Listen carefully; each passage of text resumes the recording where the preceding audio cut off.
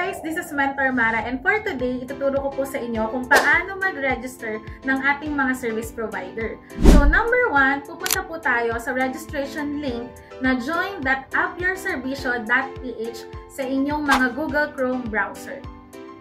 Diyan po matatagpuan nyo ang mga information na kailangan nyong ilagay, like the service provider information, katulad ng kanilang name, contact number, address, email, and mamimili na po sila dyan ng choice nila for the interview orientation if online or face-to-face.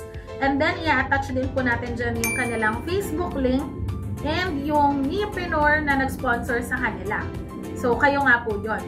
And then, i-upload po nila dyan ang kanilang mga requirements like the NBI or police clearance, expiration date nun, certification or proof of skill katulad ng NC2, NC3, mga certificates, diploma, or ID na may designation ng kanilang mga ina-applyan na service, or kapag with experience po sila, kailangan po at least mayroong 2 or 3 recommendation letter from their past clients. Ayan.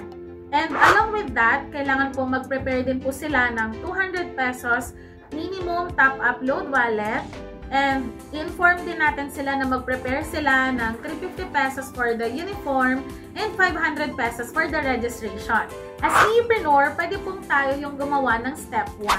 Or if yung mga service provider natin yung nag-upload na po ng documents nila dito sa ating website, pwede din po natin i-coordinate sa company page na AYS, ang ating official page, para sa preferred time ng schedule ng orientation ng ating mga service provider. Step 2, kailangan mag-download at mag-sign up ng ating mga applicants ng service provider app natin. After nilang mag-sign up, may nakalagay po dyan na please contact administrator dahil kailangan pa pong i-review ng ating HR ang kanilang mga submitted documents. Step 3, kailangan pong magpa-schedule ng interview and orientation ng ating mga service provider, and usually, it takes 1 to 2 days depending on the accuracy and completeness ng mga requirements na nasubmit nila.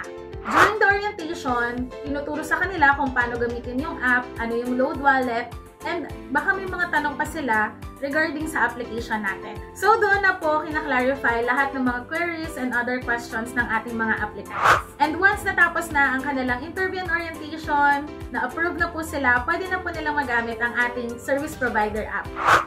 As Neopreneur, kailangan din natin i-double check if ang ating mga service provider ay nakapag-complete na ng kanilang app, like na-set up na po nila yung profile nila, profile picture, tamang service, tamang price, and that's it. Pwede na po natin ma-promote ang ating mga service provider. So, ayun guys, i-summarize ko lang, we have 3 steps to register our service provider. Number 1, i-submit nila ang mga documents sa ating portal website.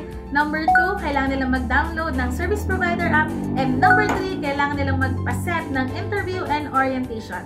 And ganun lang kadali ang mag-register ng ating mga service provider. Kaya ano bang hihintay mo? Mag-register ka na ng mga provider mo and simulan na natin magpalaganap ng service booking industry. See ya!